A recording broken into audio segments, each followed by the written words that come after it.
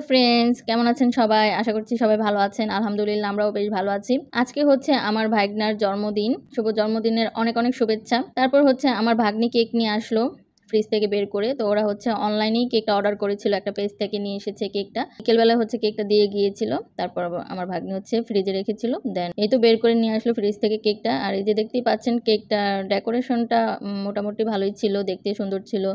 তো আমার ভাইগনার হচ্ছে স্পাইডারম্যান খুবই পছন্দ। তার একটা স্পাইডারম্যান ড্রেস আছে, সেটা পরে ও অনেক আনন্দ করে। তো সেজন্য হচ্ছে এখানে স্পাইডারম্যানের স্টিকার লাগিয়ে দিয়েছে। দেন হচ্ছে যে আমার ভাগ্নি এখানে মোমবাতিগুলো ধরিয়ে দিল। তারপর এই তো এখন হচ্ছে মোমবাতিগুলো আমার ভাগ্নে ফু দিবে, দিয়ে নিভিয়ে তারপর কেকটা কাটবে। তো ও খুবই এক্সাইটেড। ও সবসময় মানে কেক দেখলেই ও বলে যে happy birthday to you, happy birthday to you. তো কেক দেখলেই হয়েছে, অনেক খুশি হয়ে যায়। কেক দেখলে এত খুশি হয় যে কি বলবো, মানে ও হচ্ছে খাবে না, বাট কাটার জন্য অস্থিরতা করে। তো আজকে ওর বার্থডে, সেটা ও জানে। তো আমি বলছিলাম যে আজকে কি, আজকে কেক এনেছো কেন? তো ও আমাকে বলছিল যে আজকে নাকি ওর বার্থডে। সবাই হচ্ছে আমার ভাইগনার জন্য দোয়া করবেন, আমার ভাইগনা যেন অনেক বড় হতে পারে, অনেক ভালো মানুষের মতো মানুষ হতে পারে। আর আজকে যত সাজানো গোছানোগুলো দেখতে পাচ্ছেন সুন্দর করে আমার ভাগ্নি কিন্তু এগুলো সাজিয়েছে। আমার ভাগ্নি যে বেলুন টেলুন দিয়ে এগুলো সুন্দর করে সাজিয়েছে। আমার আপু শুধু অল্প একটু হেল্প করেছে, আর বাকি সব কাজ আমার ভাগ্নিই করেছে। আর আপু যে মজার মজার রান্নাগুলো করেছে আমাদের জন্য, আজকে অনেক কষ্ট করেছে আপু সারাদিন। তারপরে এই তো আমার আপু, তারপর দুলাভাই আর আমার ভাগ্নি মিলে আমার ভাগনাকে নিয়ে কেকটা কাটছিল। তো ওকে বলছিল মোমবাতিটা ফু দাও, তো ও অনেক শক্তি দিয়ে ফু দিচ্ছিল, নিভাতে পারছিল না। তারপর ফু দিয়ে মাশাআল্লাহ সবগুলো মোমবাতি নিভিয়ে দিয়েছে। তারপর ওই যে পাশে আরেকটা বাচ্চা দেখতে পাচ্ছেন, ও হচ্ছে পাশের বাসার তো বাচ্চা। তো ও হচ্ছে আমার ভাগ্নের সাথে সবসময় খেলাধুলা করে, ওরা একসাথে খেলাধুলা করে সবসময়।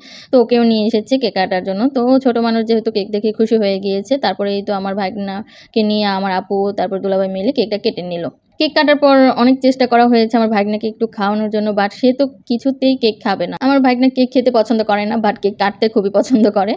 যাই হোক, আর যদি উপরে একটু চকলেট টকলেট থাকে সেটা একটু মুখে দেয়, এছাড়া আর মুখে দিবে না। তারপর দেখতে পাচ্ছেন এখানে হচ্ছে আপু অনেকগুলো নাস্তাও বানিয়েছে। এখানে পাস্তা, তারপর নুডলস স্যুপ ছিল, তারপর মিষ্টি ছিল, তারপর ফিরনিও রান্না করেছে আপু, অনেক কিছুই রান্না করেছে। আর এত নাস্তা খেয়ে তো রাতের খাবারও খাওয়া যাবে না, অনেক নাস্তা করে ফেলেছে আপু। আর আপুর হাতের নাস্তা অনেক মজা হয়, নুডলস ফিরনিটা অনেক মজা হয়। তো আজকে স্যুপটাও অনেক বেশি মজা হয়েছিল। তারপরেই তো আপুরা চলে গিয়েছে, এখন আমি আর আপনাদের ভাইয়া মিলে এখন আমার ভাগনাকে নিয়ে কেক কাটছিলাম। তো কেক কাটার পর ওকে খাওয়ানোর অনেক চেষ্টা করলাম, বাট খাওয়াতে পারলাম না। তারপর কি আর করবো, আপনাদের ভাইয়াকেই খাইয়ে দিলাম, ও যেহেতু খাচ্ছে না তাই। কেকটা অনলাইন থেকে অর্ডার করা হয়েছিল, বাট কেকটা একদমই ভালো ছিল না। রং ছিল, রঙে ভরা ছিল। উপরে যে নীল ক্রিমগুলো দেখতে পাচ্ছেন পুরোটাই রং ছিল, মানে হাতে লেগে যাচ্ছিল, মুখে লেগে যাচ্ছিল। আসলে তেমন একটা ভালো ছিল না কেকটা। তারপর আমার ভাগ্নি, তারপর আমার ভাগনার দাদুকে নিয়ে কেক কাটা হচ্ছিল। কেক কেটে ওকে খাওয়ানোর চেষ্টা করা হচ্ছিল, বাট সে তো খেলোই না। তারপর আমার ভাগ্নি পাশের বাসার বাবুটাকে খাইয়ে দিল।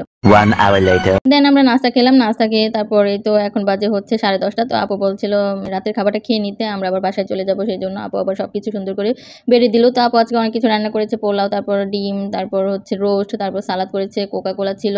এতগুলো নাস্তা খেয়ে তারপর আবার এইগুলো এখন খাচ্ছি আমরা। আর আমার ভাইগনা তো একটু পরপর এসে তার আঙ্কেলের কাছে জানি কি বলছিল, খেলা করছিল। আর আমাদেরকে পেলে আমার ভাইগনা এত খুশি হয়ে যায়। তারপর আপনাদের ভাইয়াই তো খাচ্ছিল, তারপর আমিও নিয়ে আসলাম আমার খাবারটা। আমি, আপনাদের ভাইয়া, তারপর আমার ভাগ্নি, 3 জন মিলে আমরা একসাথে খাচ্ছিলাম। আর দুলাভাই আর দুলাভাইয়ের আম্মা হচ্ছে একসাথে খাচ্ছিল, আর আপু হচ্ছে পরে খাবে। আমরা খেয়ে নিচ্ছিলাম। আমরা আবার বাসায় চলে যাব, 11টা বেজে গিয়েছে। আর আপনাদের ভাইয়া তো মজা করে খাচ্ছিল। আর আপুর হাতের প্রত্যেকটা খাবারে অনেক মজা হয়। আপুর হাতের রোস্ট তো কি বলবো, 100-তে 100 হয়।